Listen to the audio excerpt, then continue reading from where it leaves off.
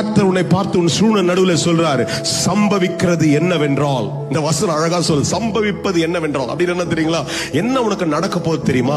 இதுவரையில சில காரியங்கள் உனக்குள்ளே நிராகரிக்கப்பட்டு வலியோடு கூட வேதனையாய் இருக்கிறதுனால நீ ஒருவேளை யோசிச்சு கொண்டிருக்கலாம், இது சாபமா இருக்குமா, ஏன் நடக்குதுன்னு தெரியலையேன்னு சொல்லி நீ அங்கலாய்த்து கொண்டே இருக்கலாம். ஆனா ஆண்டவர் சொல்றாரு, நீ சாபமா இருந்ததை போல அப்படின்னா அர்த்தம். நீ ஏன் சொல்ற, சுத்தி இருக்கிறவங்க பார்த்து பேசி கொண்டே இருக்கிறாங்க, ஆனா கர்த்தர் உன்னை பார்த்து சொல்றார், அதை நான் ஆசீர்வாதமாய் மாற்றுவேன்.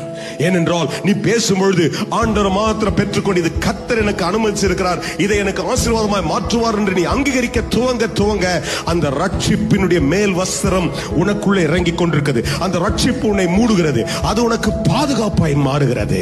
அந்த ரட்சிப்பு உனக்கு பாதுகாப்பா மாறும் பொழுது ஆண்டவர் உனக்கு பலனாய் மாறுகிறார்.